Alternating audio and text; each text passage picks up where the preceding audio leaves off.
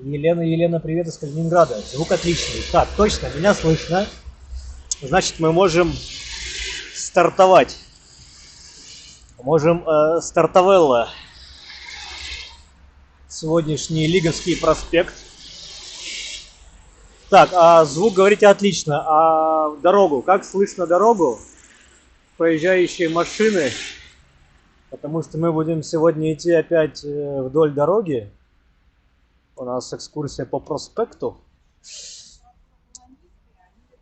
Скорее всего, задержечка в чате около минуты. Поэтому имейте в виду.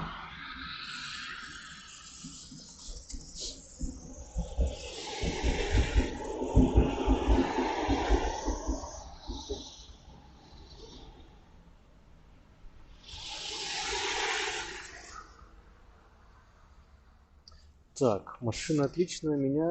Так, я туда микрофон чуть пониже. Микрофон чуть подальше от рота уберу. And so...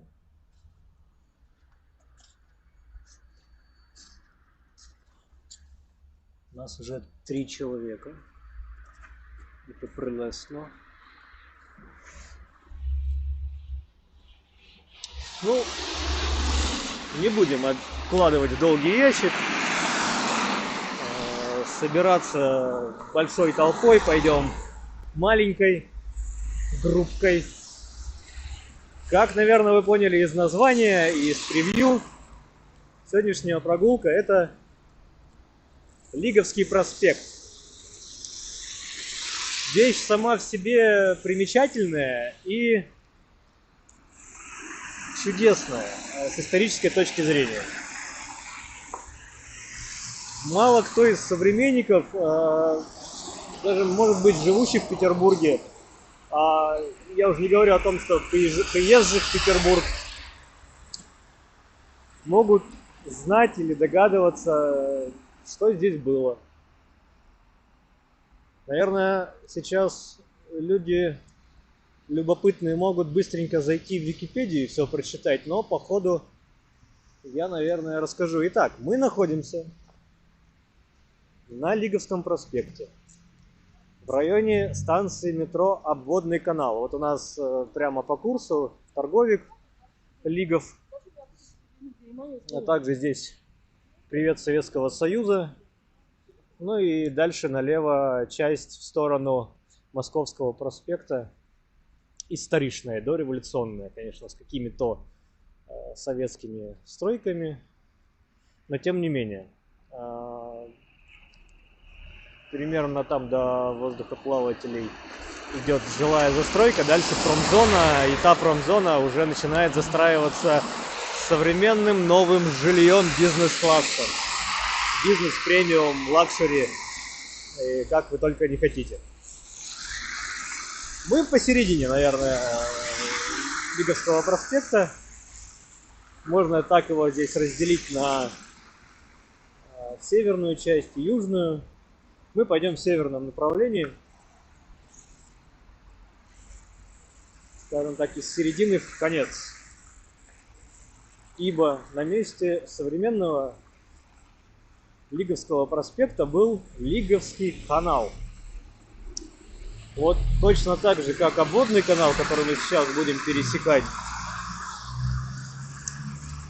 был Лиговский канал.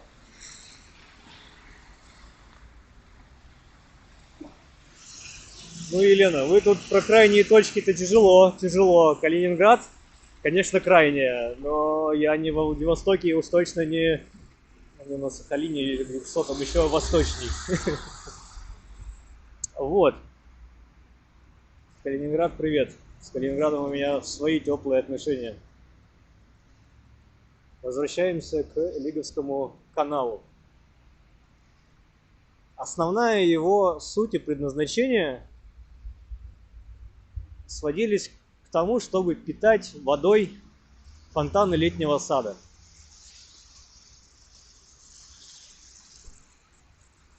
Проект был амбициозный, трудоемкий, ибо вода, которая шла уже фонтаны летнего сада, можно сказать, бралась из озера Дудинговского. Сейчас мы все знаем, есть в Петербурге на юго-востоке, получается, да? Нет, на юго-западе.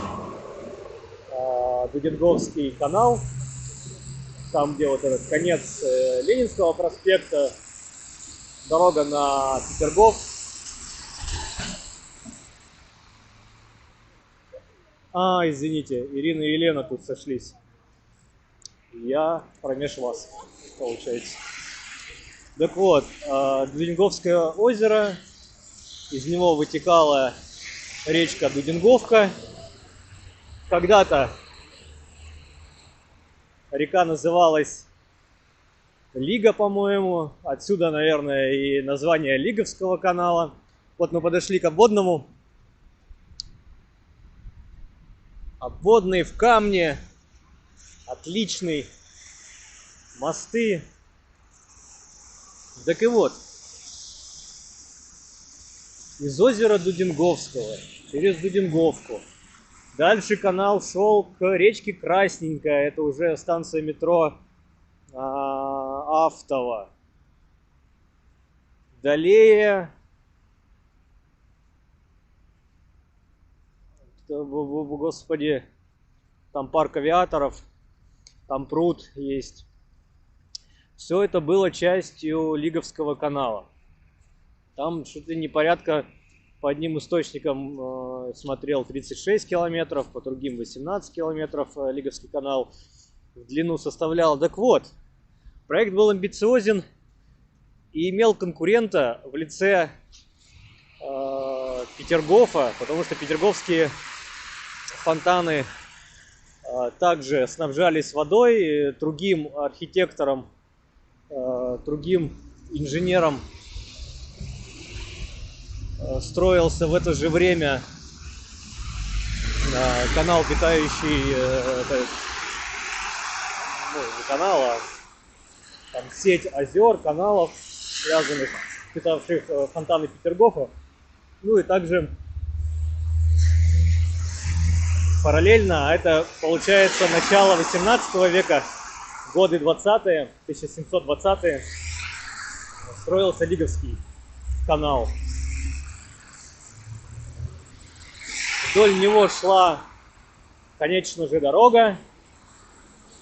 Свое название она имела в разное время разное. Тут и Московская дорога была, и Ямская. В той части, где мы сейчас идем, были как Ямские слободы и всякие притоны и склады, отчего здесь не совсем была благополучная, криминальная даже обстановочка. Сразу попутно здание, по-моему, управления Следственного комитета по Санкт-Петербургу. Так вот, канал. Первое предназначение — это питать фонтаны летнего сада. Мы дойдем до исторического окончания канала. И второстепенная роль, в принципе, которая находит свои географические подтверждения, до сих пор существующие. По каналу перемещали баржи. Где-то волоком, где-то еще на какой-то тяге с камнем, да, для строительства особняков. Вот уже этой части там Невского проспекта, можно сказать, ну и там района Песков. Вот. В таком виде канал просуществовал до 1777 года. В 1977 году 18 века случилось страшнейшее наводнение, которое разрушило большую часть фонтанов летнего сада, разрушило Лиговский канал, размыло берега. Собственно, после этого наводнения роль Лиговского канала начала падать именно для водоснабжения фонтанов летнего сада. Вода стала в канале грязной, затхлой.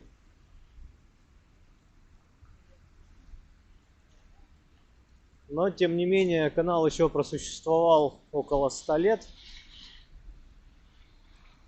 в таком состоянии. И его постепенно начали уже в конце 19 века закапывать. Собственно, первая часть, которую закопали, это была от улицы Некрасова до обводного канала. Собственно, вот этот отрезок, по которому мы сейчас идем. Дойдем до Некрасова. В конце канала были, можно назвать пруды, можно назвать бассейны. То есть вода по каналу дотекала до этих прудов некрасовских. И там уже по трубопроводам через виадук подавалась в летний сад. Собственно, зарыли, закопали фонтаны, эти пруды, закопали Лиговский канал до обводного. Вторым этапом закапывания канала уже было при советской власти в 20-х годах 20 века. Уже закопали канал от обводного канала до Московского проспекта. Часть канала сейчас находится под землей, является водоснабжающей какой-то частью системы водоснабжающей.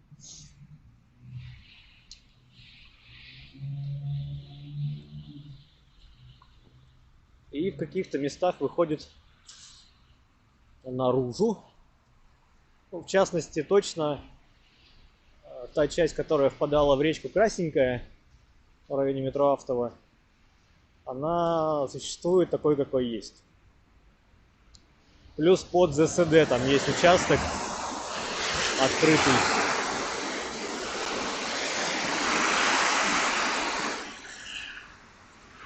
Райончик для жизни, как по мне, замечательный, но не на самом Лиговском проспекте, а чуть в сторонке. Вот как сейчас я ухожу в бок.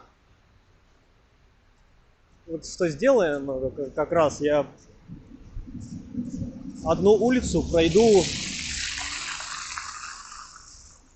параллельно Лиговскому, чтобы увидеть контраст. Потому что Лиговский проспект современный, достаточно магистраль нагруженная автотранспортом. Надо отметить, что еще в начале 2000-х годов на Лиговском проспекте был бульвар.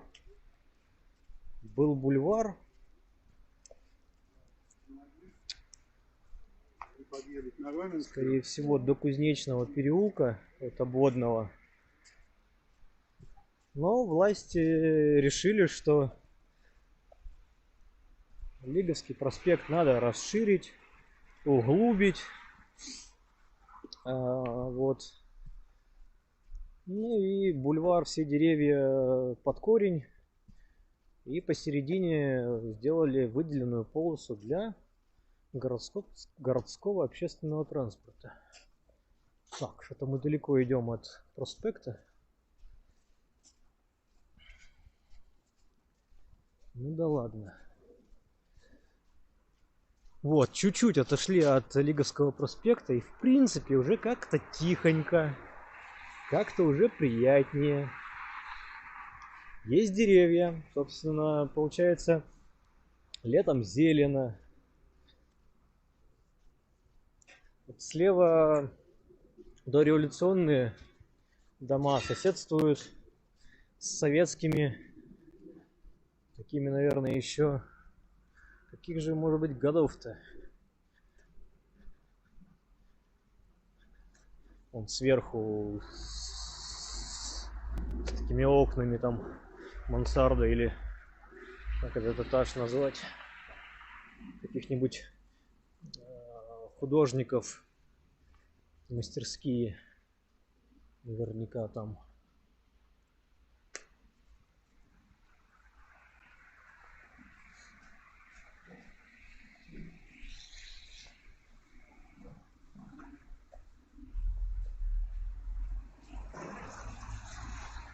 Это мы идем по улице Роменская. Интересно, ладно.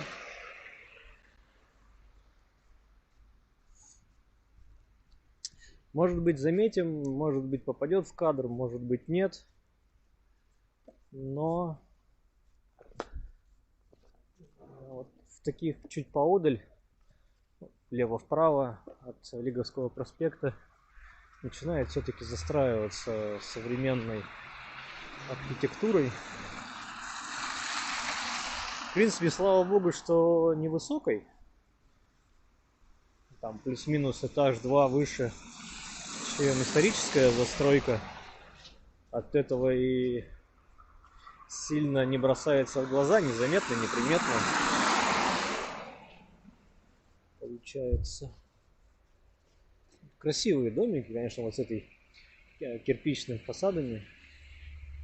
Скорее всего, даже это не кирпич, а плитка.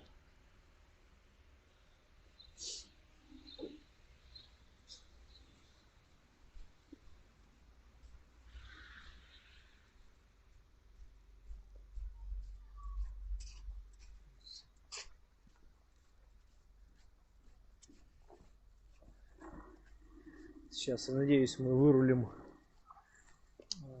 повернем налево, обратно пойдем на Лиговский проспект, вернемся. И там уже нас будет ждать станция метро Лиговский проспект.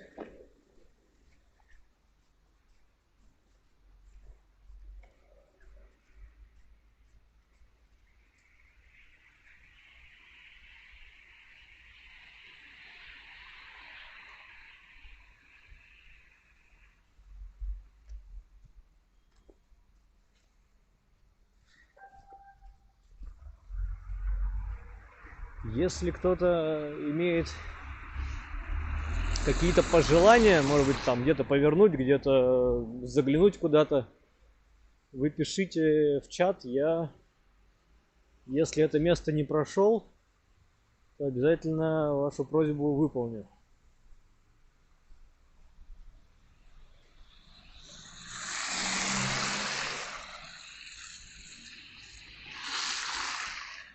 Но имейте в виду, что техническая такая задержка по стриму, скорее всего, около минуты.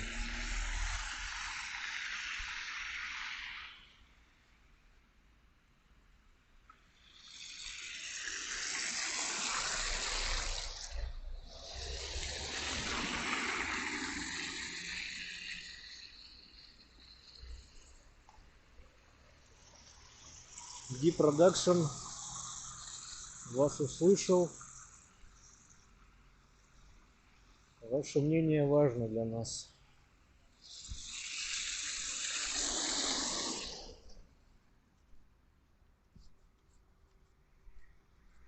Ну тогда скажите, пожалуйста, с каким количеством надо делать, по вашему мнению? 2000, 3000, миллион?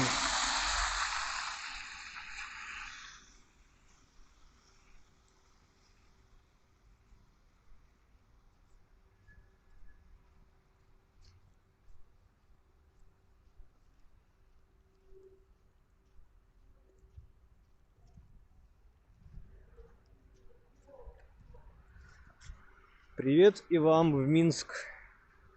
Как у вас погода? Мы вот в Петербурге оттаиваем. У нас были замечательно холоднючие новогодние выходные.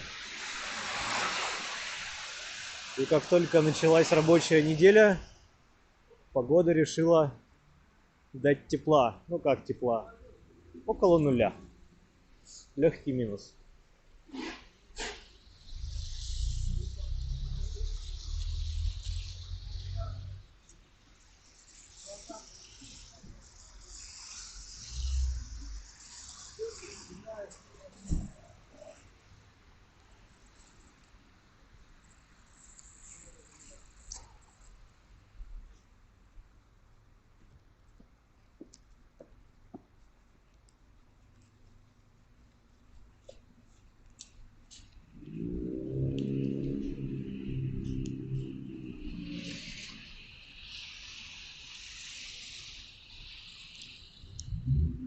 Если бы бот-геок YouTube давал такую техническую возможность из 10 штуков подписчиков стримить, так бы было, но такого нет.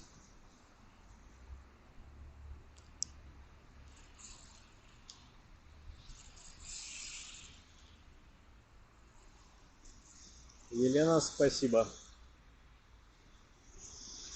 Опять же, рассказываю криво-коряво, что знаю. Я не профессиональный экскурсовод и не знаю, как его еще там обозвать, гид. Нет. Я любитель Петербурга. Я люблю гулять по Петербургу. И в какой-то момент времени я решил взять вас с собой. А уже ваше дело присоединиться ко мне или нет. Все честно. Вот, мы на Лиговском проспекте, где метро Лиговский проспект. Здесь подземный переход. О, кстати, хочу вам показать погодное явление, вот это связанное со сначала резким похолоданием, а потом резким потеплением. То есть сейчас все памятники, все фундаменты в Петербурге сначала очень сильно промерзли, а сейчас из-за того, что температура воздуха близка к нулю и воздух достаточно влажный, на всех этих фундаментах такой иней. Они все настолько сильно заинденевшие, это, вам могу сказать, Исаакиевский собор целиком, весь заинденевший. Александровская колонна, вот этот столб на Дворцовой площади, весь седой от иния. И иней не просто какой-то, как на веточке, дунул и отлетело, а прям коркой такой, ну, не лед, но.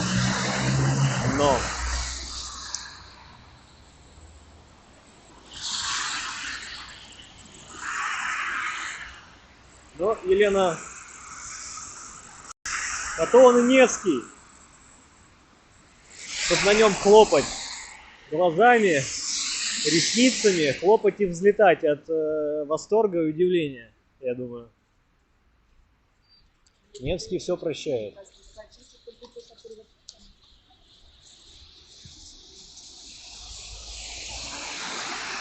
Налево у нас можно, если пойти вот прямо, да, я блогер, можно уткнуться в станцию метро Владимирская, а после нее в Фонтанку. Ну, это так. На пути у нас будут интересные места, интересные туристам в том числе, места, где можно замечательно провести времечко. Думаю, мы сейчас в одно из и зайдем. А непосредственно мы у лофт-проекта «Этажи». Вот такое замечательное здание с таким красивейшим фасадом, в принципе.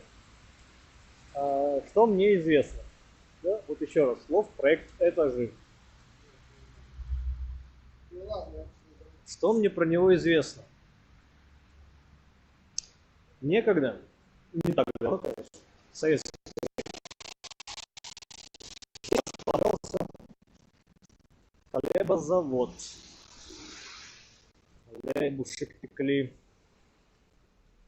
Возможно, что-то еще было, но то, что про хлебушек, там внутри есть, на третьем, по-моему, этаже ресторанчик, который бережно, не сильно переоборудован, но были оставлены оригинальные машины для замешивания теста, такого промышленного масштаба. Вот.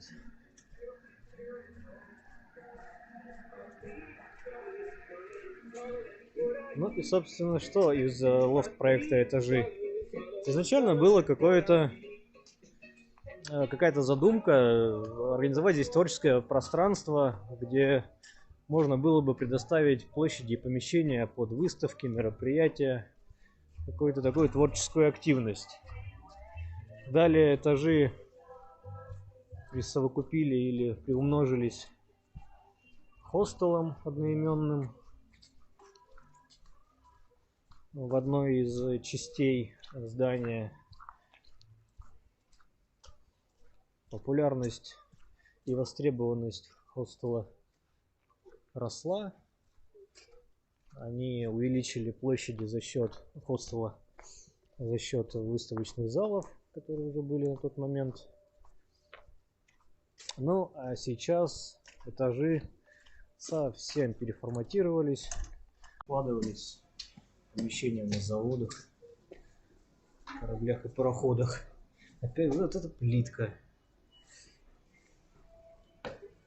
Можно ли изображение четче сделать? Ну вот.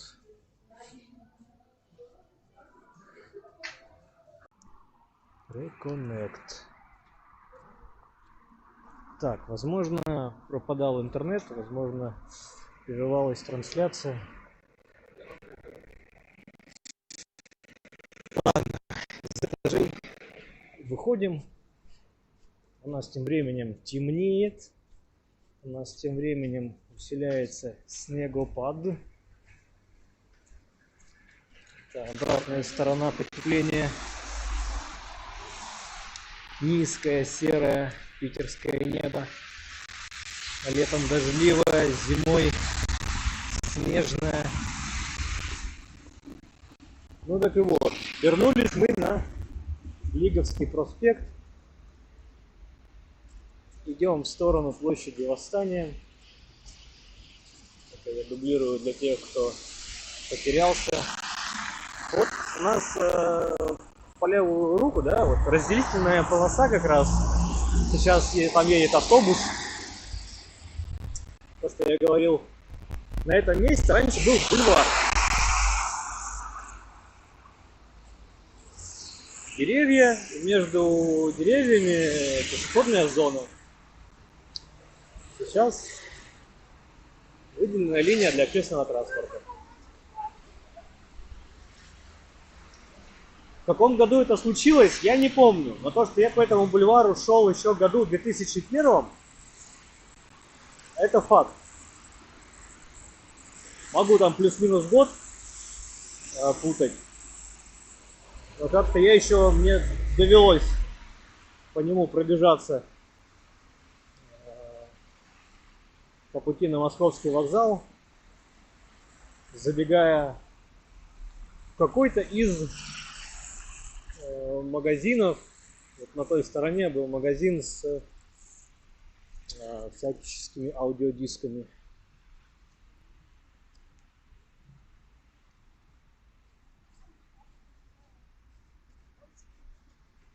Да, тут у нас по правую руку сад. Сейчас прочитаем, что за сад. Историческая справка. Ага, это про особняк с зимним садом для владельца Петербургского чугунно-литейного механического завода Франца Сан-Гали. Вот это особняк Сангали. Ну, скорее всего, и парк Сангали, да, имеет имя.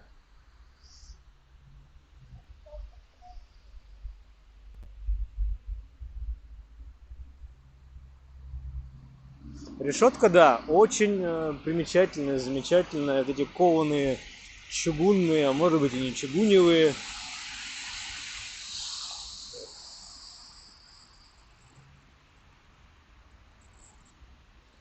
Со всевозможными орнаментами. С такой калиткой.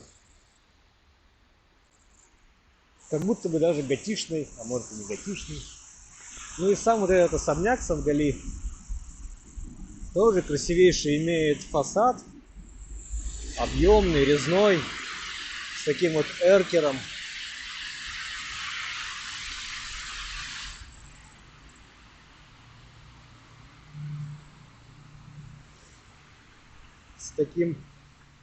С такой парадной в виде греческого зала. О, боги, боги. Сейчас там консульство находится. Консульство чье? Почетный консул республики Чад в Санкт-Петербурге. Вот так вот, поняли? Почетный консул республики Чад живет в этом теремке.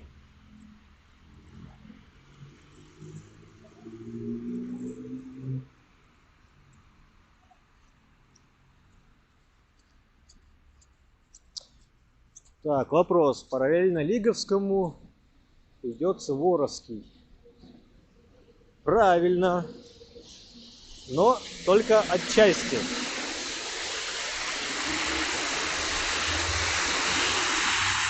Потому что Лиговский проспект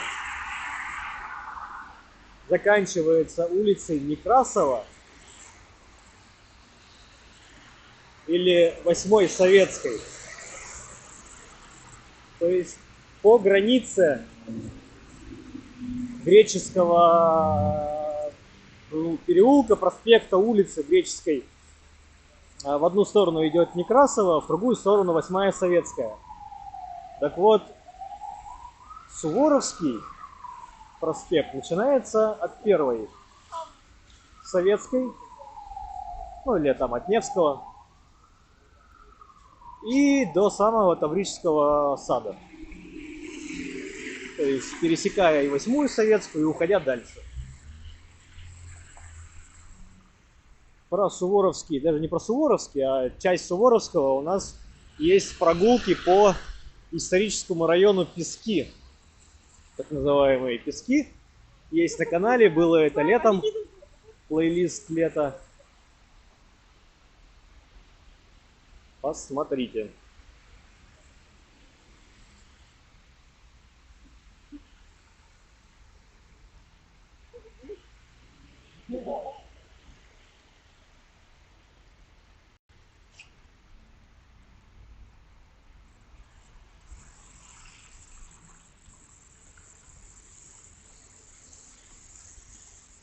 Вот мы сейчас подходим к адресу Лиговский 50.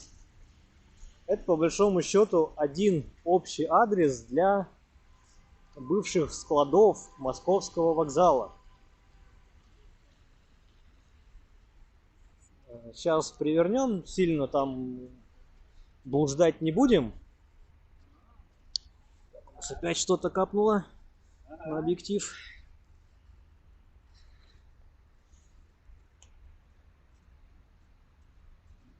Да, у нас снег чуть-чуть идет, но и по обыкновению у нас же в Петербурге ветер дует со всех 4 сторон.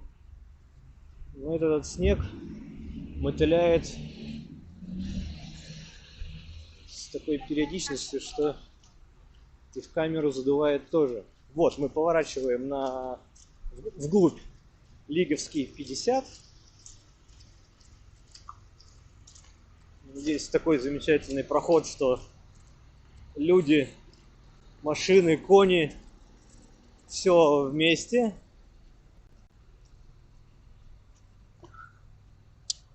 Кто больше, тот и прав, получается.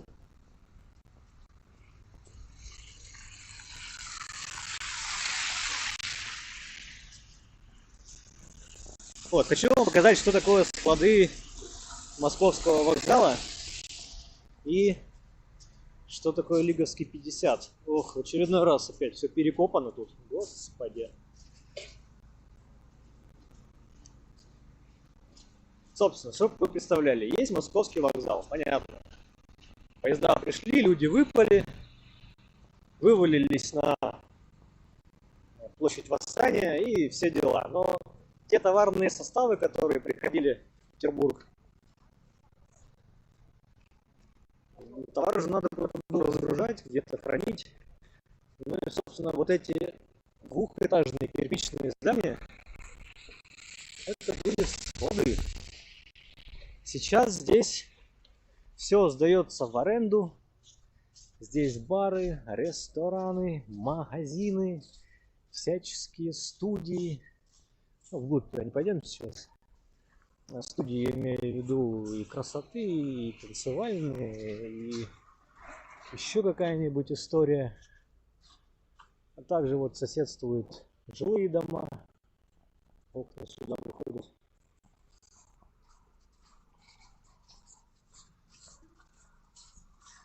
Для тех, кто чувствует в себе силы и задор, ну или просто помоложе, здесь можно найти себе приключений на всю ночь. По крайней мере, было раньше так. Очень большое разнообразие было баров, клубов с разной тематикой и настроением. От караоке попеть в стиле рок до драм-н-бейса и попсы, конечно же. Так что знаете, если надо очень срочно куда-то в центре попасть отдохнуть, то в принципе Лиговский 50. Ну и дальше здесь ходите кругами, ищите себе приключений. Метро рядом. Как площадь Восстания, Маяковская, Лиговский проспект, Владимирская. Собственно, все здесь. Оранжевая ветка, красная ветка, зеленая ветка. Все рядом. В пешей доступности.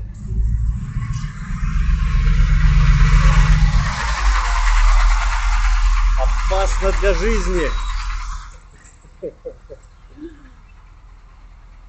Такой переедет и не заметит. Давай, дядь.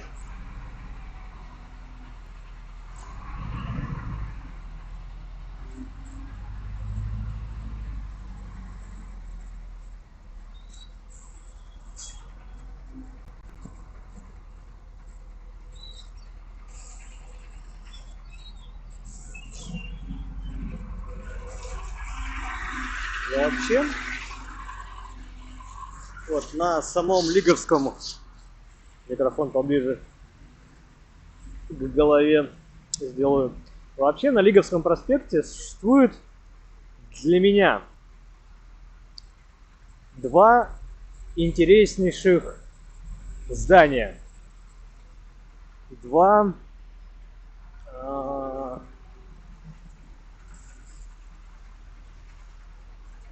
дома очень интересных, очень историчных, конечно, историчных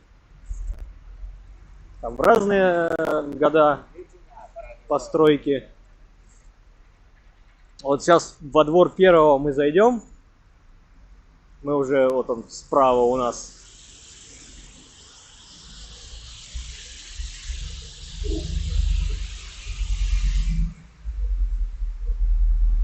Правильное название вот сейчас не готов сказать, ибо специально что-то не погуглил, приношу свои извинения. Сейчас мы попробуем найти табличку с адресом. Вот здесь находится театр «Комедианты». Вот, смотрите, вот туда уходит вглубь слева, справа, и прямо это все один дом.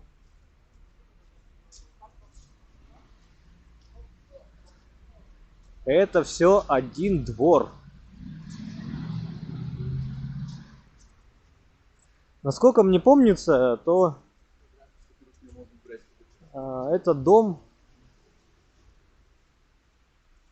строил товарищ, который имел непосредственное отношение к железной дороге.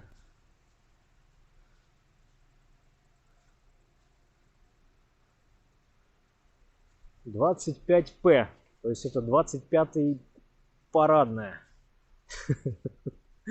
25-й парадная. В этом доме я когда-то насчитал в одной квартире более 20 комнат было. Чтобы вы понимали, такая квартира была, вот, это парадная. Я тогда поднялся на самый верх, ну, искал, признаюсь честно, искал выход на крышу.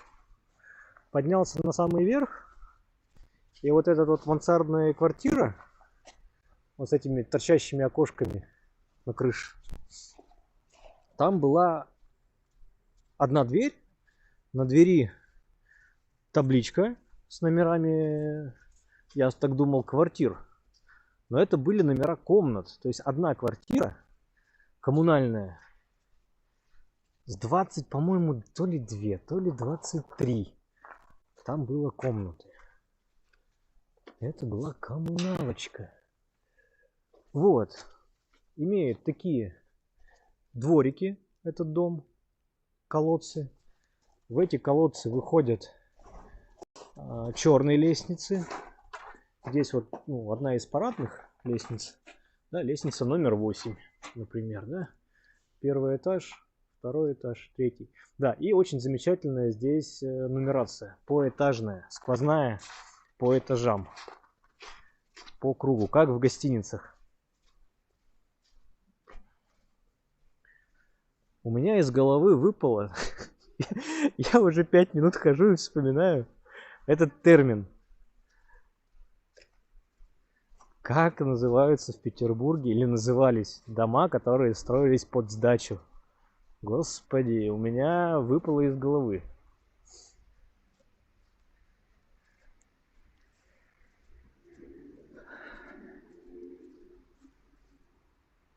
Лестница номер 7. Номера квартир. И опять, вот иди разберись, да?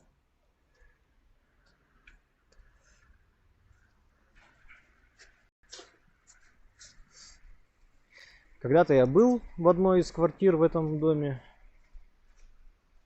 По-моему, она была пятикомнатная, с анфиладными дверьми между комнатами барскими, с громадной кухней. Из кухни, конечно же, отдельная комната, то ли как чулан, то ли для прислуги она была. Вот. Как-то так.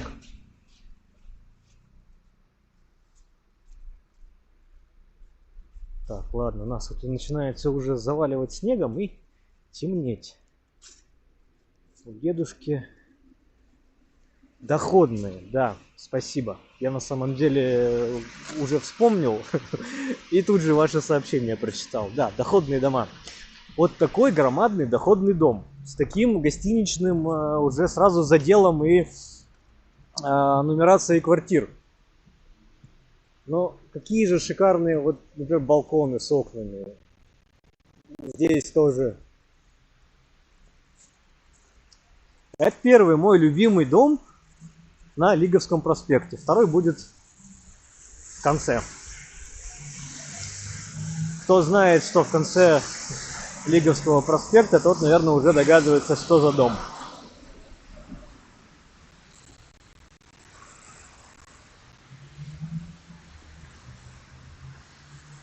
Так, у дедушки был колодец между Садовой и Фонтанкой. С одной стороны, колодец колодцу рознь, да, что называется. Есть такие колодцы, я их не знаю, называю глухие колодцы. Вот в него нету входа, да, вот и если мы там в какую-то арку забегаем, и мы через эту арку попадаем в двор-колодец, то есть такие колодцы, которые, ну, их техническое предназначение это повышение инсоляции квартиры, да, чтобы у тебя появилось в квартире еще одно окно. Вот этот колодец, если что-то упало, то достать может только тот, кто живет на первом этаже и у кого на первом этаже окно в этот колодец. Как правило, такие колодцы уже давным-давно завалены все мусором, грязные, сырые, пахнет влагой, и, соответственно, те окна, которые у тебя в этот колодец, а еще и площадь-то небольшая на самом деле. То есть у тебя до следующего окна напротив может быть, ну, метра 3-4. Привет, сосед, это прям можно сказать шепотом у тебя услышат. Без проблем. А мы уже, вот у нас справа заиграл огнями торговик. Ну, по площади не скажу, что самый большой в Петербурге. Но по тем отделам, которые есть, наверное, самый, ну, не крутой, ладно. Ну, центральный. Короче, галерея. Торговый центр галерея у Московского вокзала.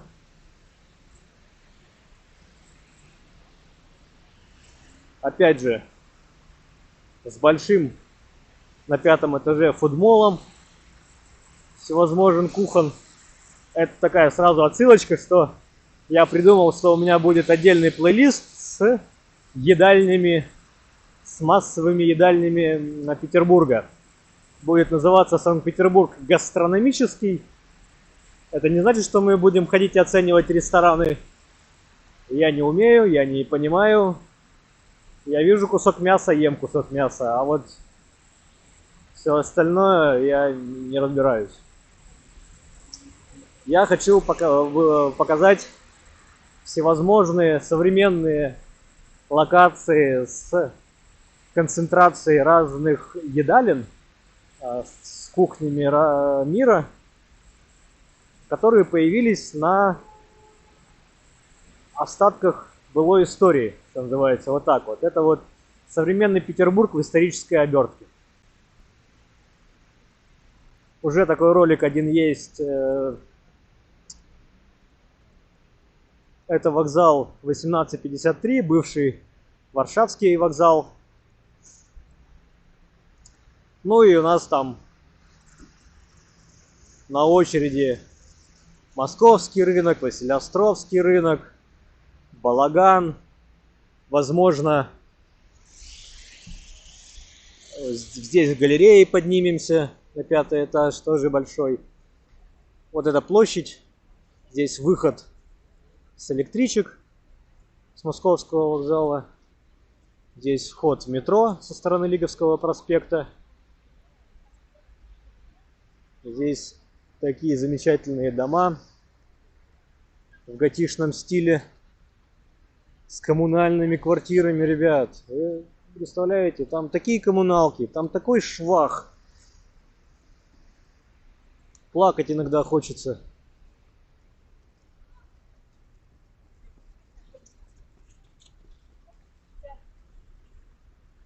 Спасибо за видео, Владимир Сергеевич Скопинцев. Ну, привет Скопинцеву, Владимиру Сергеевичу. Мы передадим тоже. Нам не жалко. Обычно здесь уличные музыканты, брейк-дансеры, попрошайки. Концентрация людей резко возросла. ибо как раз здесь вход в метро. Здесь все переходят Лиговский проспект с Невского. Так, у нас дилемма. Как нам перейти? Пойдем, наверное, здесь. Есть вот выход с метро. Напомню, что мы находимся на пересечении красной и зеленой веток. С красной ветки и зеленой это выход на Лиговский проспект. Отдельный выход с красной ветки это площадь Восстания. Вот где у нас прямо по кадру елочка, и за елочкой вестибюль метро Восстания. Ну и чуть левее по Невскому метро Маяковская. Это отдельный выход с зеленой ветки. Итого 3 выхода. Мы перейдем здесь Лиговский проспект.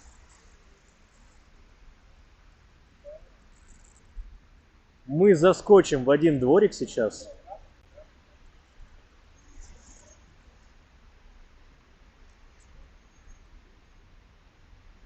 Возможно, понравится каким-нибудь битломанам.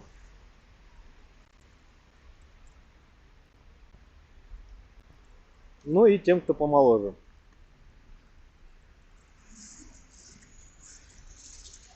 Так, вот напоминаю, у нас вот такая кача-гуча.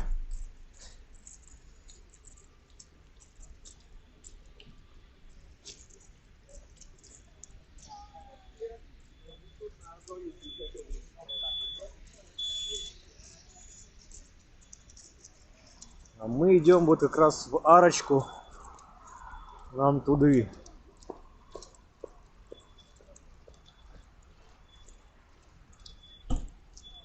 Если здесь совсем сильно постараться, то здесь можно выскочить на улицу Пушкинскую. Так, или не здесь?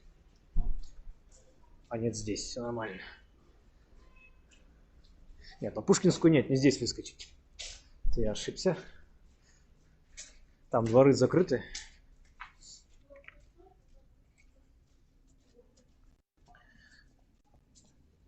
Опять же, может быть, сумевший и имевший популярность рок-магазин «Кастурок». В начале 2000-х, когда вот это вся «Верни мой 2007» и прочее. Ну, по вывескам понимаем, да, здесь какой контингент, что за магазин, какая арочка с лицами умерших и почитаемых исполнителей.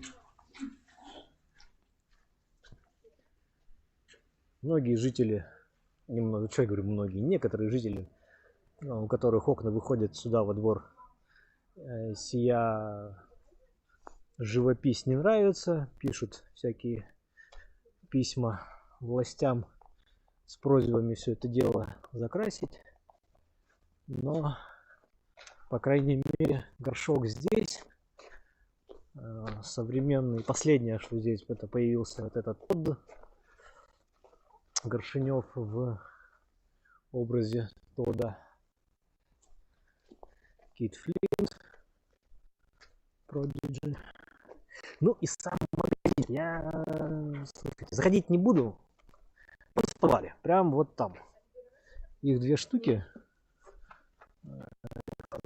подвальных. Заходить не буду, ибо там, знаете, тесненько, прилавков много, продукции всякой много, а мы просто проходим мимо. Ну и вот куда девушки спускаются, там вторая часть этого Кастурока. Примечательный чем? Опять же, здесь многие группы, выступавшие в Петербурге, проводили автограф-сессии. В том числе и здесь. Здесь набиралось очень много молодежи. Ну и, соответственно, молодежи, если с начала 2000-х прибавим еще годиков 20, то эта молодежь уже сейчас совсем не молодежь. Так Так что кто-то может и в данном моменте поймать скупую силу.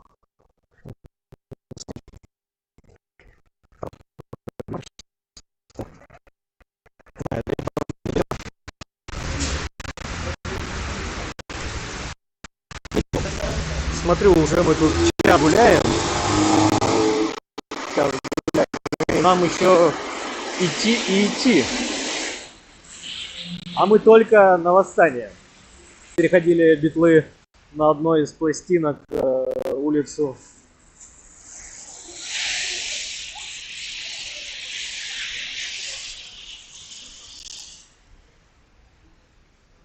Ну и вы можете туда зайти. Ну, по большому счету, Пушкинская 7. Вот. Какой адрес со стороны Лиговского проспекта, я, честно говоря, не помню. Восстание. Справа Московский вокзал, слева гостиница Октябрьская.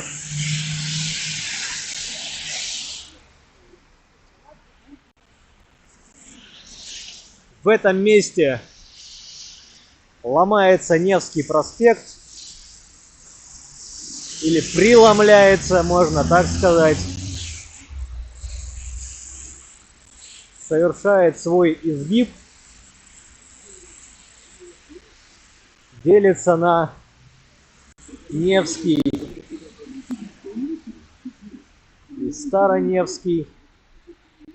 Хотя на картах вы нигде не найдете Староневский.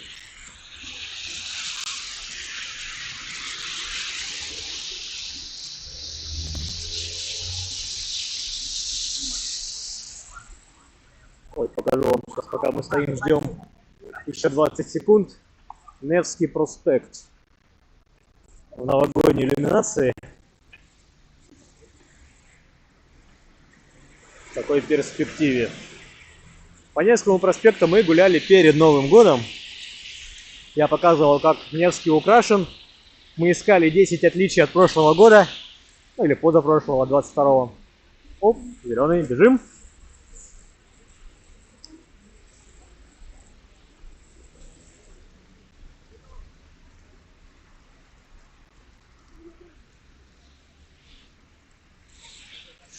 Ах ты, бог ты.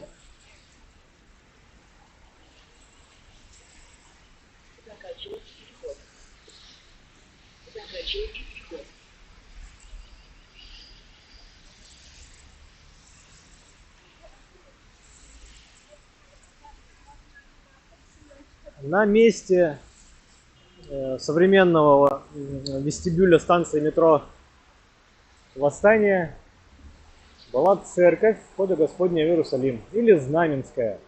Собственно, площадь имела название Знаменской, а не Восстание. Улица Восстания имела имя Знаменской. Собственно, мы на площади Восстания-Знаменской.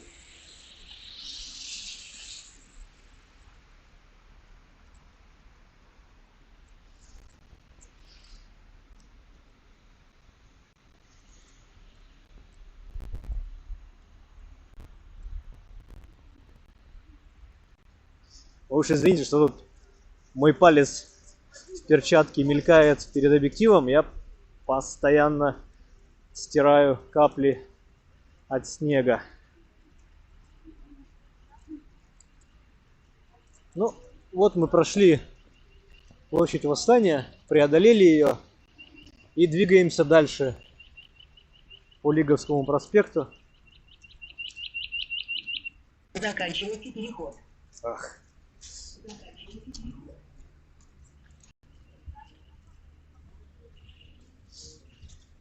Гостиница Октябрьская строилась тоже достаточно интересно. Скажем так, первый инвестор, который получил деньги от государя, дабы построили гостиницу Октябрьскую у вокзала, у, можно сказать, лица города, ну, для приезжих. Конечно же, эти деньги освоил не по назначению, куда-то стерся, смылся. Ну и только со второго раза гостиница была вроде как построена. Ну, построена-то точно, там, со второго или нет раза, тут вопросики. Вот. Это к вопросу об исторической душе русского человека.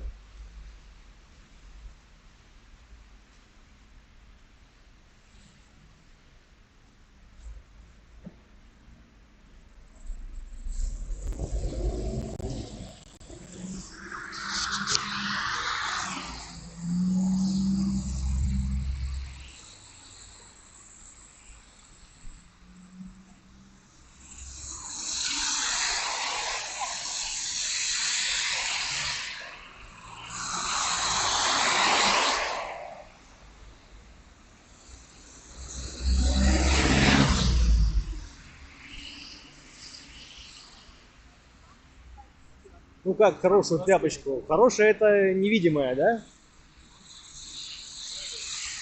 У меня и перчатка стирает неплохо. Другой вопрос, что снег более активен, чем мой палец. Снежинок больше. Вероятность попадания в объектив кратность больше.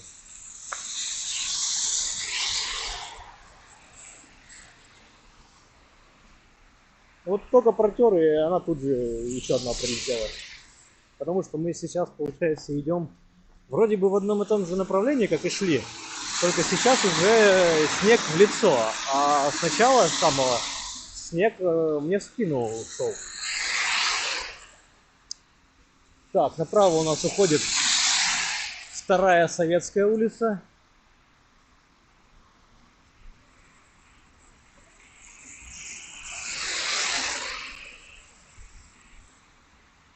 Сначала вот кто-то там про Суворовский, Елена, по-моему, вы про Суворовский проспект говорили. Первоначально Суворовский проспект начинался от второй Советской. И только чуть позже пробили от второй Советской до Невского проспекта. Из-за этого Суворовский там имеет такой изгиб на перекрестке. Достаточно неприятный для движения автотранспорта.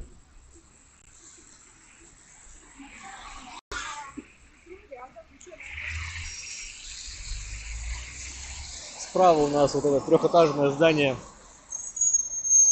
детская больничка. Сейчас, да и всегда.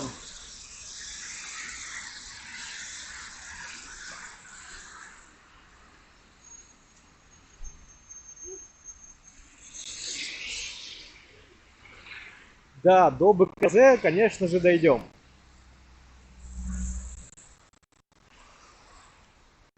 Опять же, возвращаясь к началу прогулки, да, где я там давал небольшую историческую справку о том, что Лиговский проспект раньше был Лиговским каналом, вдоль него была дорога, да и вообще, в принципе, на месте канала еще до основания Петербурга была дорога, которая связывала, направление ее было до Великого Новгорода.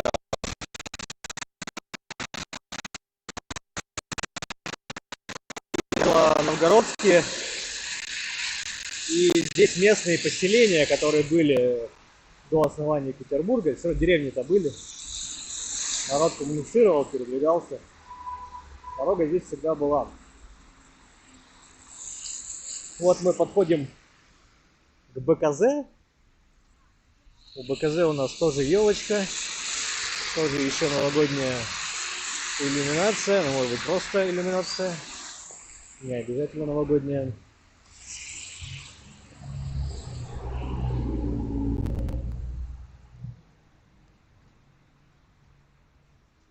Для тех, кто не понимает, что такое БКЗ, расшифровываю. Большой концертный зал Октябрьский. То есть здесь и гостиница Октябрьская, и большой концертный зал Октябрьский. Наверное, опять же, моя догадка. все эти наименования во славу и во знаменование Октябрьской революции. Так, здесь у нас ждем светофора разрешающего. Здесь у нас уходит улица Жуковского. Да? Да ведь? Отличная альтернатива Рубинштейну. Я имею в виду, опять же, для любителей баров, ресторанов. На Рубинштейна, конечно, большая концентрация, а здесь улица более вытянутая, растянутая.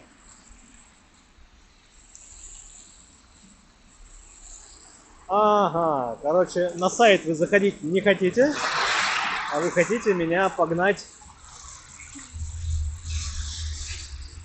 Давайте дойдем. Только внутрь заходить не будем, а подойдем снаружи. Я вот вижу, у них за стеклом что-то вывешено.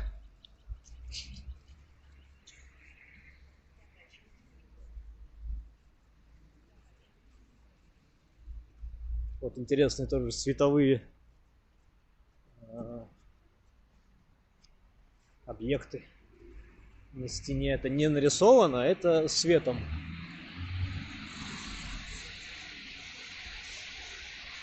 Ну и так, по заявкам. Показательский. Дидюля, Любе, Пелагея, хор Турецкого, Слава, Кузьмин, Ваенга. Частенько Ваенга приезжает. Анна Герман. Эхо любви. Вот так. Танго страсти.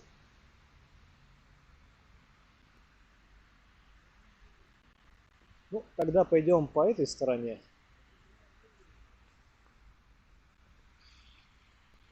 В этом месте на краю песков располагалась греческая слобода при царе.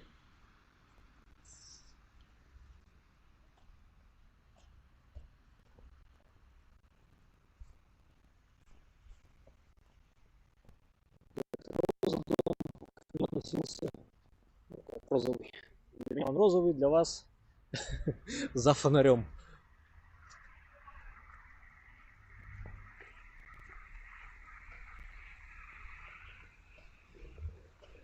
Так, а внезапно снег закончился.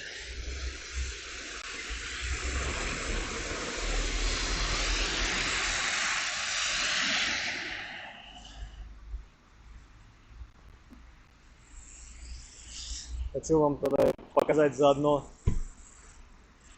коллаборацию современной архитектуры с историческими фасадами. Вот сейчас прямо по кадру исторический фасад, а за ним современный из металла и стекла бизнес-центр.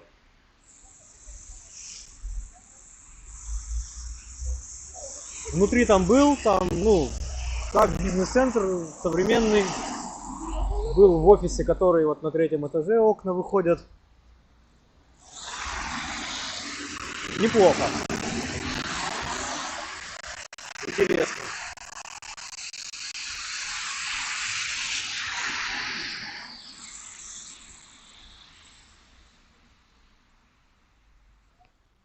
Получается так, что мы идем в конец по течению бывшего Лиговского канала. То есть он вот тек, как мы идем. А нумерация домов, она начинается оттуда и нам за спину.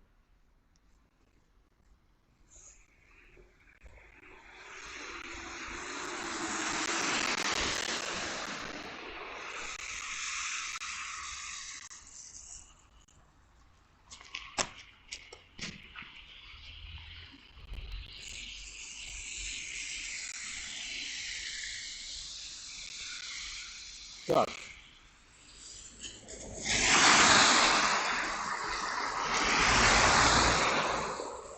нужна зебра, дабы перейти на ту сторону, чтобы вы смогли увидеть, что у нас под носом.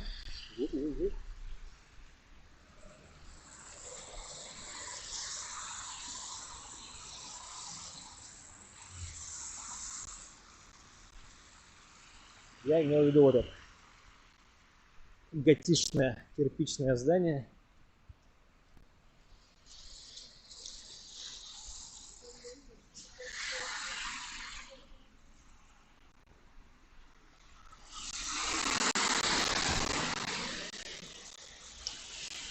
Опять же, официально ничего говорить не буду, правильных наименований тоже.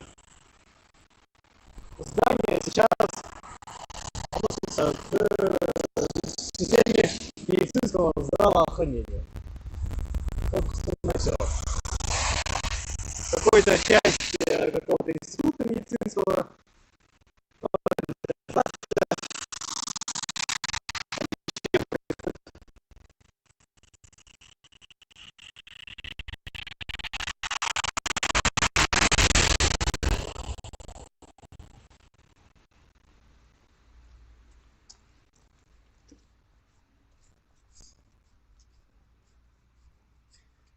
Ну, и мы практически подошли к самому концу или началу Лиговского проспекта, к концу Лиговского канала бывшего.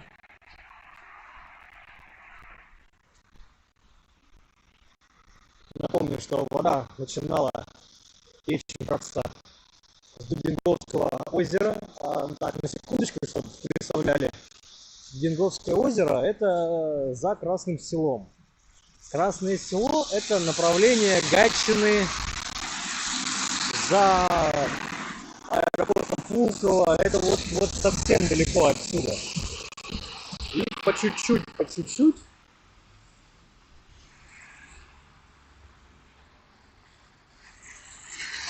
все дотекало до сюда.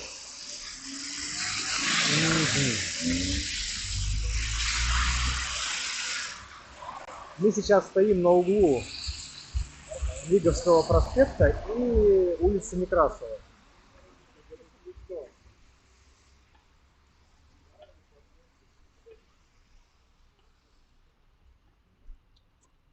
Вот мы смотрим на Некрасова, мы смотрим на Лиговский рынок.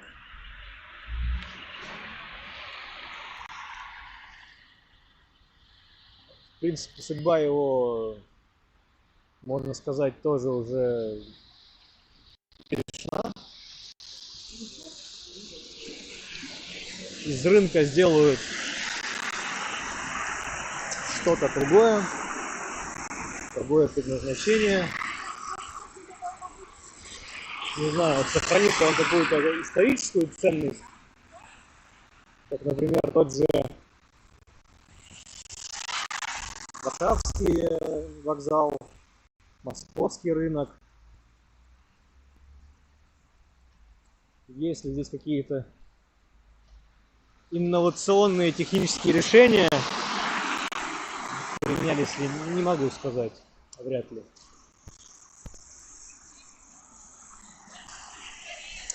Вот, Лиговский канал, вода вытекала до улицы Некрасова. Это сейчас Некрасова. Раньше улица Некрасова называлась Бассейная. А кого вы знаете, кто по Бассейной улице гулял рассеянный?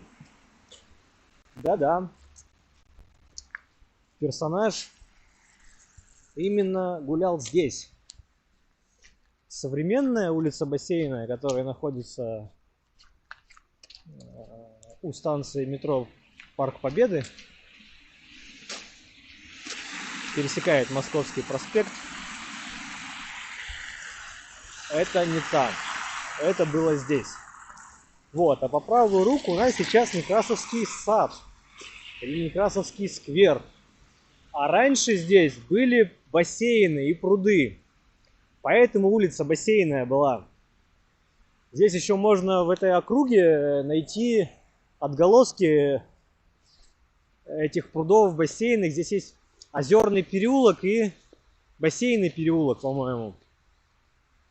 А сейчас мы смотрим на товарищество бассейнового общества, то есть сотрудники, которые обслуживали эти пруды, в дальнейшем, в принципе, эти трубы, по которым шла вода, питающая фонтаны летнего сада, организовали вот такой громадный, вот оттуда, с таким большим двором, большой пристройкой, то есть дом вот этого бассейнового товарищества.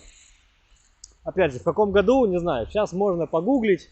Дом классный, дом интересный. Сейчас, вот я смотрю там во двор, немножко темновато. Дом классно облицован. Интересные решения фасадные. Собственно, вот на этом месте был пруд, был бассейн. Вода попадала по каналу сюда. Давайте все-таки попробуем зайти. У нас и время есть, и батарейка еще не села.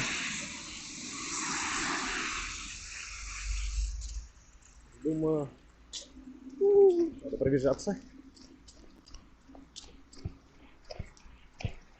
Зеленый нас ждать не будет.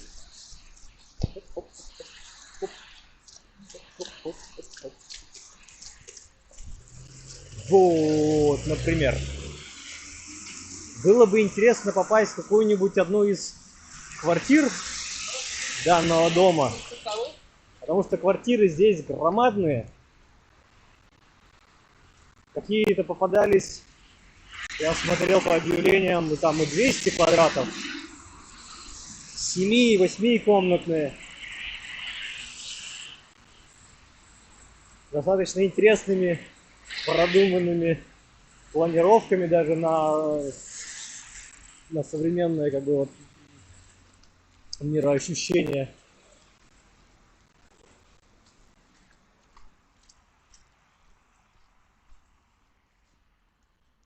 Так.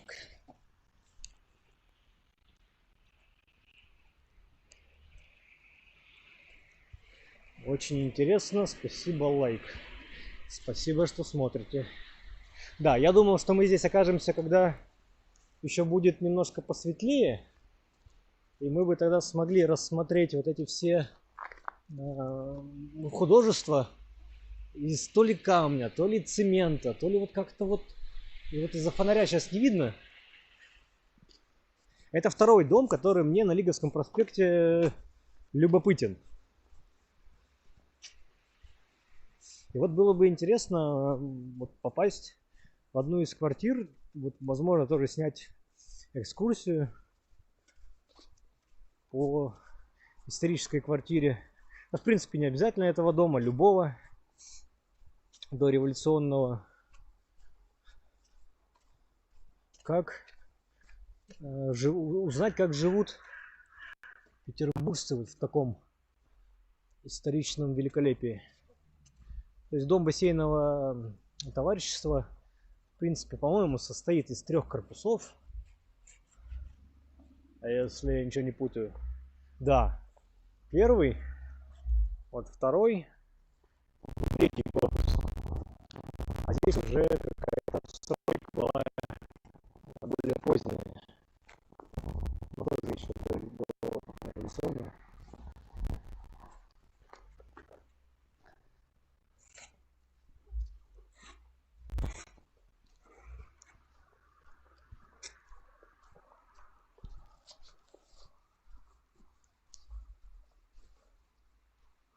Ах. Ну, все. Основная цель прогулки у нас достигнута. Мы прошли по Лиговскому каналу вдоль бывшего Лиговского канала от Обводного до улицы Некрасова.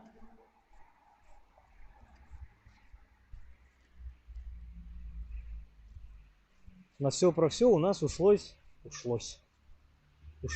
час 26. Ну там с началом, с какой-то задержкой, с ожиданием, но Час 20. Такие въездная группа. Классно, интересная. Тут кафешки на первом этаже. Тоже классно оформляют. Интересно.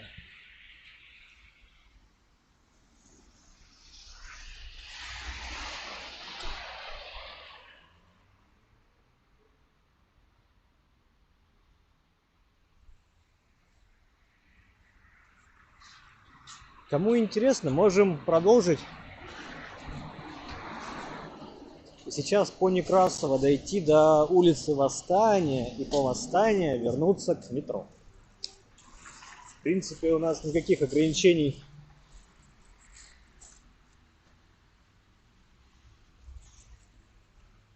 Что я вижу? Двор. Мы зайдем во двор дома бассейнового товарищества.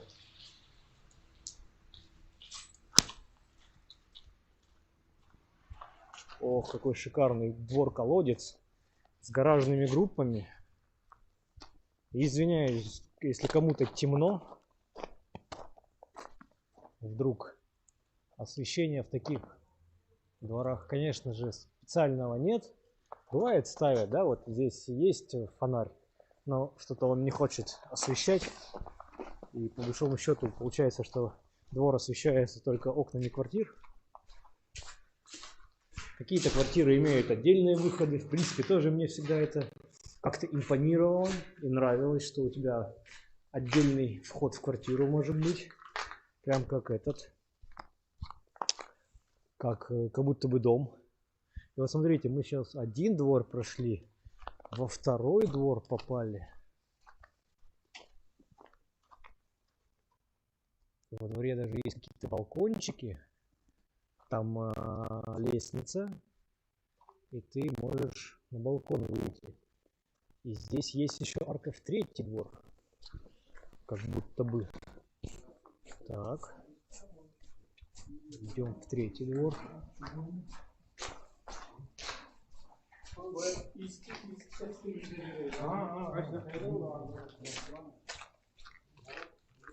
Третий двор. И машины есть. То есть как-то люди протискиваются в эти все арочки.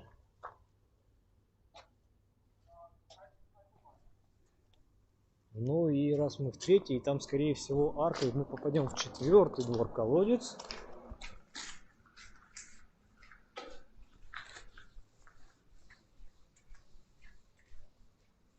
Здесь уже вот такие балкончики. Ощущение, что двор и фасад реставрировался. Достаточно светлая краска. Обычно, знаете, со временем дома накапливают на фасадах грязь и такая с подтеками серые фасады. Здесь красочка свежая, и вот балкончики. Видно, что отреставрированы. Люди уже елочки навыкидывали. Здесь складируют мусор. Ночью приедет машина, мусоровоз. Из-за того, что мусоровоз во дворы заехать не может такие, вот приходится все мусорки поближе к выходу. Дальше уже руками все будет закатываться. Вот как я и говорил, что улица Некрасова вот здесь начинается, а дальше уходит 8-я Советская. Там у нас греческая. Или как бы не греческая, а греческий.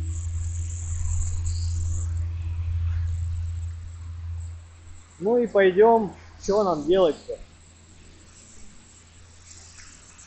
Мне все равно к метро. Возможно, я этот кусок уже отрежу. И не буду сохранять. Оставлю только вот эту часть прогулки, где мы шли от...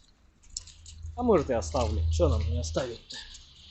Делов. Так, смотрите, лестница номер 1. Ой, видно, не видно квартиры и этажи. И вот как можно заметить, здесь на втором этаже квартира 1-2, а потом 150-151. Скорее всего, эти квартиры появились путем деление одной большой барской квартиры на две. И все. И получилось еще квартира 150 и 151.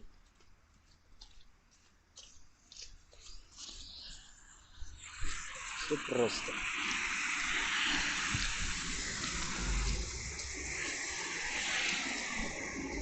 Опять же, признаюсь, на самом деле я когда-то уже не так давно, пару лет назад, был в одной из квартир в этом доме бассейнового товарищества.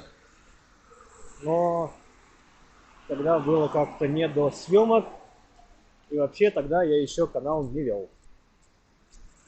И вот квартира-то как раз была настолько большой, что я не знаю, там заблудиться реально можно было. Комнат 8 или 9, я уже не помню. Это здорово.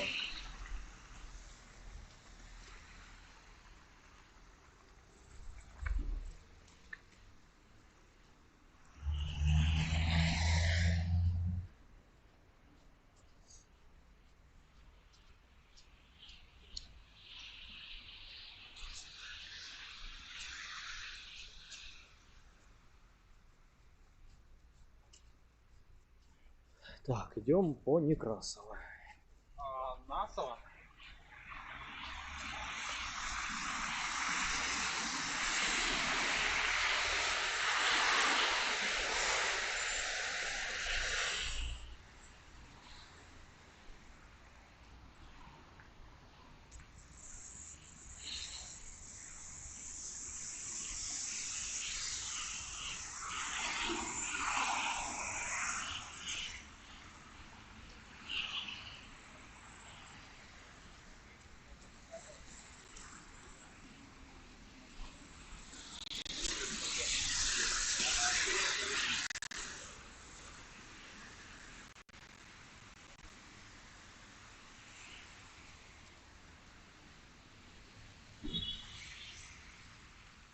Вот у нас впереди дом под зеленой сеткой. Это продолжение всевозможных реставрационных работ. В принципе, город не то чтобы обновляют, но приводят фасады в более чистый вид.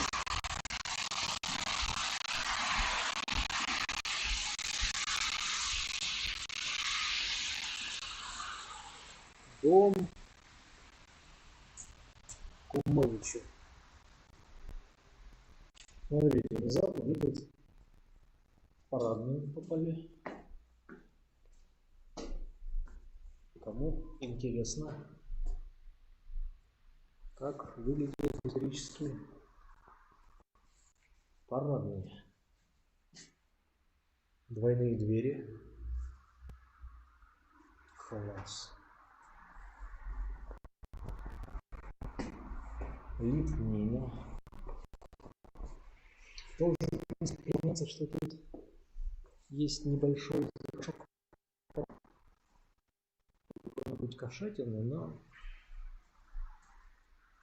озвучиваю, потому что камера не передает, да? Что поделать?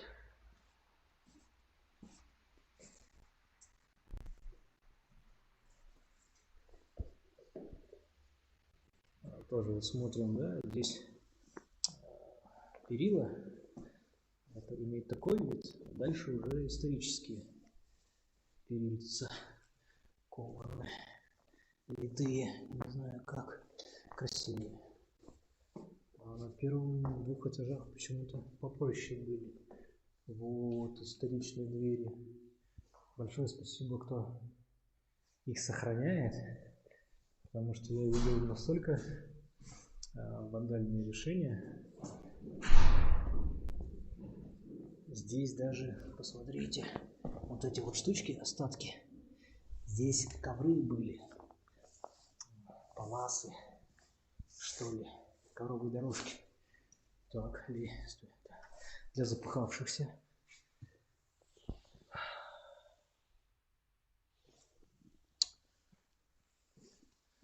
Вот бары, барыни с барычами ходили по коврам. Так вот. Здесь уже дверь помимо. Конечно, утрата для этой парадной. Здравствуйте. Какая у вас красивая парадная. Средняя? Дом Кумовича. Это какой-то хостел, что ли? Ну, гостиница хостел. Так, ладно, дальше пойдем.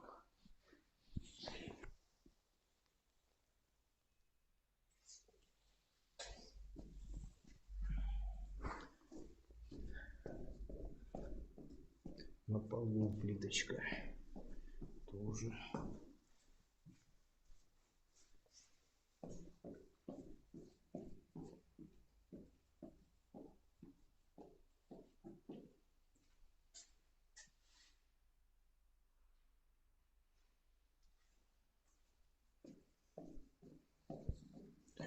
А про уголок Петербурга вы имеете в виду Лиговский проспект, что ли, или вот этот вот Некрасовский сад?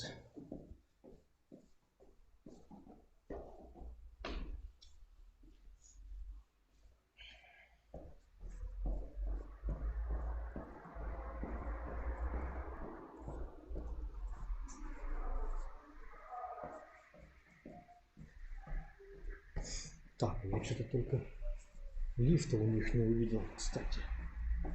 У них нет лифта.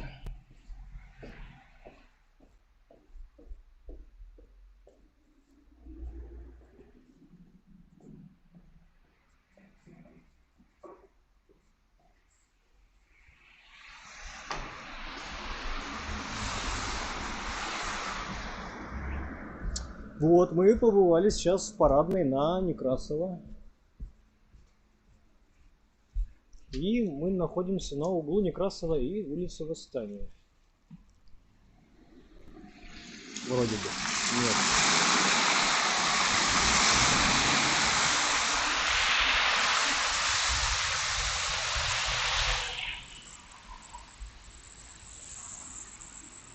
Нет. Восстание дальше.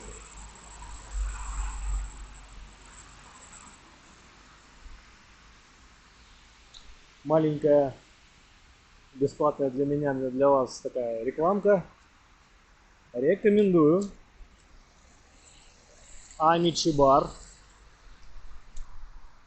Так, у нас опять снег пошел внезапно. Амичи бар. Можно легко загуглить менюшку у них. Неплохие настоечки, интересный интерьер.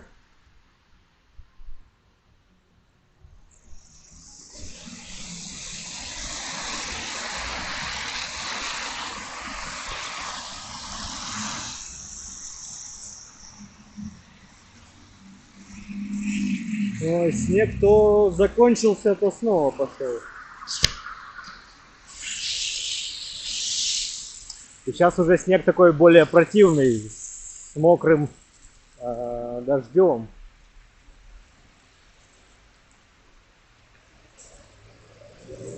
Вот, кстати, вот это здание, вот этот дом отреставрировали. Буквально летом он еще стоял весь вот этой в лесах, в этой зеленой защитной сетке. А сейчас, ля, какова красота. Мое почтение. Опять же, тут вопросец, как во дворе. В принципе, дворы тоже реставрируют вместе с фасадами, которые на улицу выходят. Но вот остается вопрос, какие квартиры, в каком качестве. Потому что в таких домах, как я уже говорил, могут быть абсолютно диаметральные по состоянию квартиры.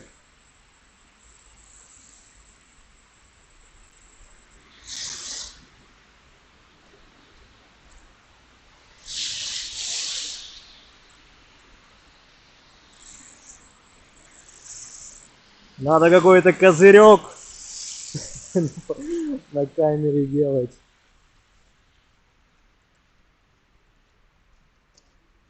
Противопогодный. Так, вот мы на углу Восстания и Некрасова. Да. Ура. По улице Восстания вот туда прямо мы, если пойдем, дойдем до метро Чернышевская. В данный момент она еще закрыта, до сих пор на реставрации. По направлению Таврического сада.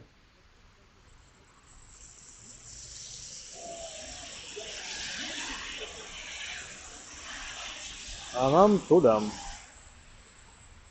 Мы в сторону Восстания, в сторону Невского.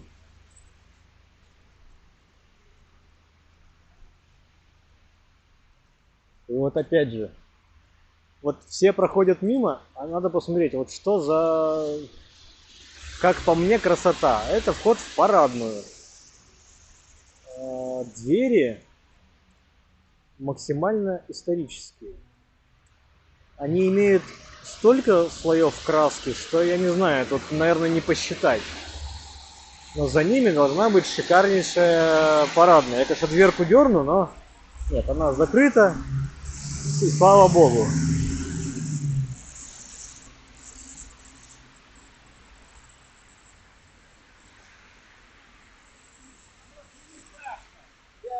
Я буду работать с теми, которые будут...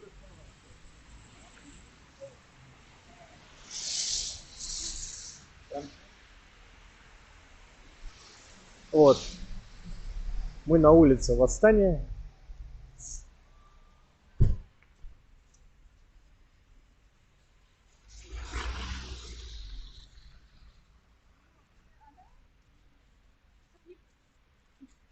Не подорвать кнопку.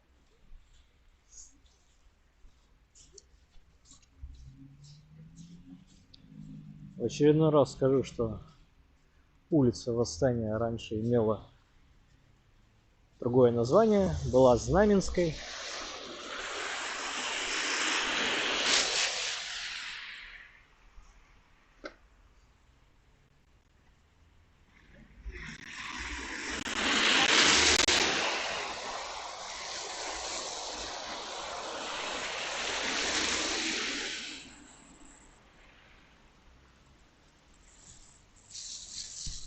Вот этот дом через дорогу, диагонали. Посмотрим его адрес. Скажу. Рекомендую загуглить. Пиздюк. Чуть не задавили нас. Это Восстание 18. Вот кому интересно, загуглите. В этом доме сразу маленькая есть ротонда. Ротонда, посередине лифт. Господи, лестница. По-моему, даже можно на дом как-то на экскурсию за денежку попасть. Поэтому загугли. Улица 18. И как туда можно попасть?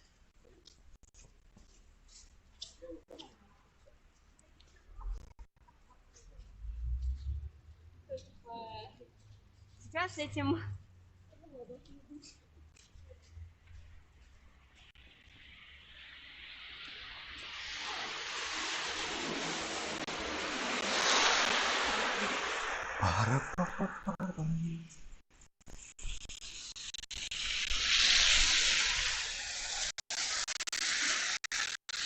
И вот такие темненькие, тихонькие переулки. Прям красота. Вот если у тебя окна выходят на такой переулок, то да, вот как по мне, можно жить. Но если у тебя выходят окна на одну из таких улиц, вот, проспект, то это, я не знаю, окна не открываются никогда.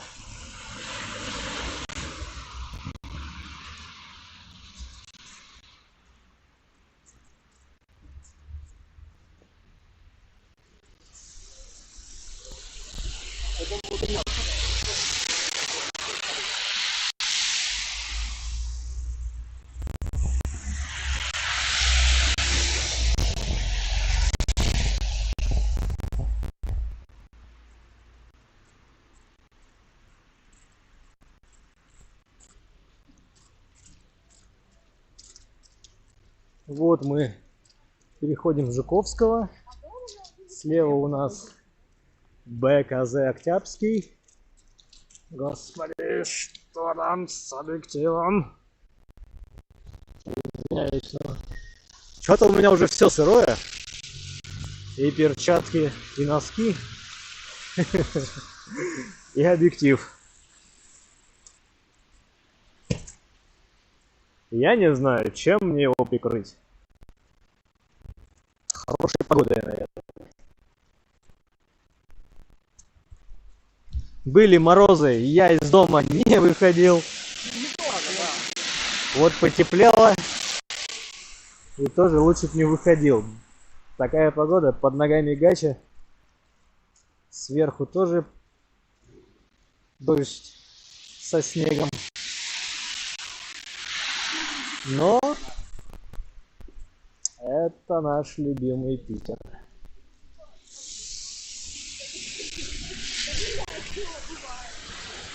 Мы знали, на что шли.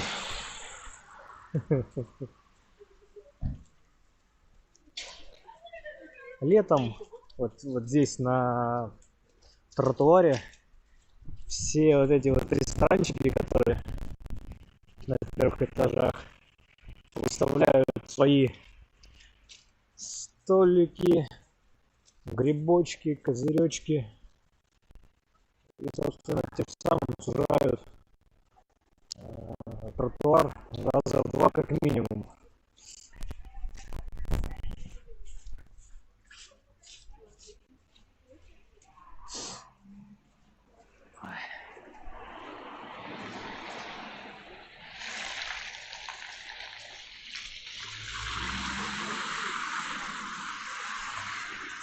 Так вот, вернусь к той теме, которую я начинал, когда мы там шли по двору дома бассейного общества.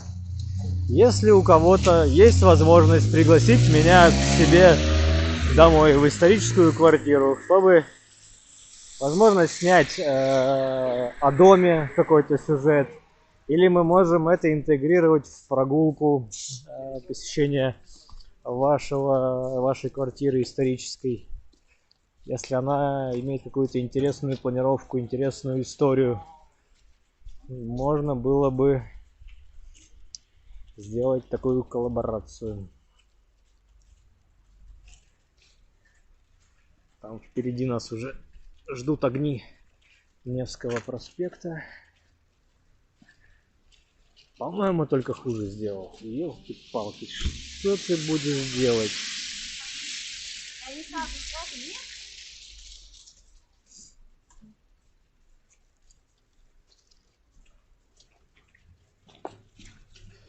И вам доброго вечера, трудяга.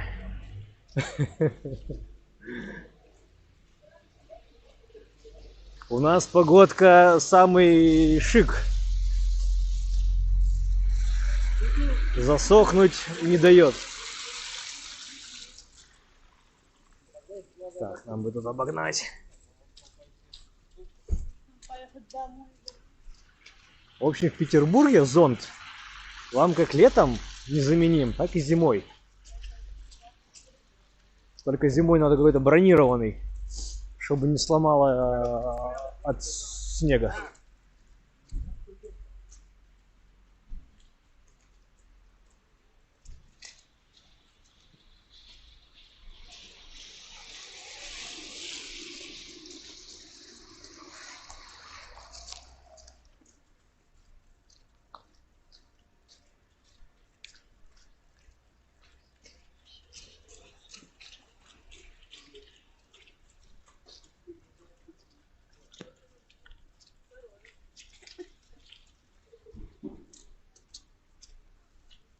Напомню, что вот тут есть QR-кодик.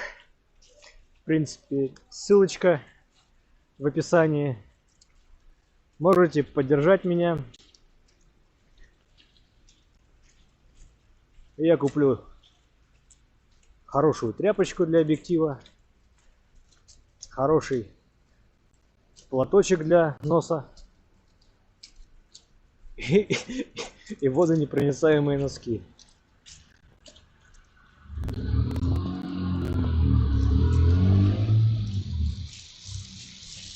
в этой части улица Восстания имеет одностороннее движение по направлению к Невскому. По обеим сторонам напаркованы господа, которые посещают торговый центр. Опять же, вот интересная вещь. Вот шли мимо и не гадали. Вот идем фасад, да, у нас все красивенько, окошки горят. Только почему-то все одинаково горят, да? Дальше там другое здание, другой фасад. А по факту за ним торговый центр. Здесь оставлен только фасад. Внутри современный торговик с большими этажами. Еще на крыше там этаж, а то и два, не помню. Как минимум этаж точно есть. Там на углу выходит ресторан. Терраса ресторана. Так вот. Вот это, чтобы вы понимали, это не жилой дом. Это не чьи-то квартиры светятся. Это матовые стекла, и здесь просто создается иллюзия, что там жилые квартиры. На самом деле нет. Там торговый центр. Так фасады выходят на улицу Восстания и также выходят на Невский проспект.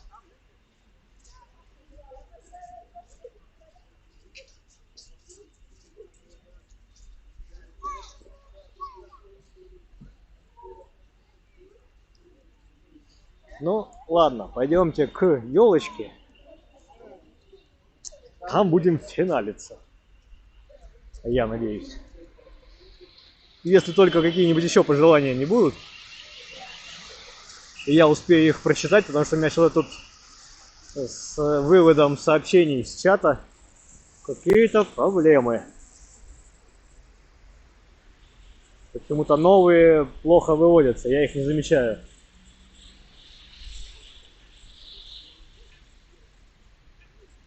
Семен, мы шли по Лиговскому проспекту от обводного канала до улицы Некрасова. Мы уже все прошли. Мы уже прогулялись по двору дома бассейнового общества. И мы уже я просто возвращаюсь к метро Восстания. Я уже вернулся, я уже готов заканчивать.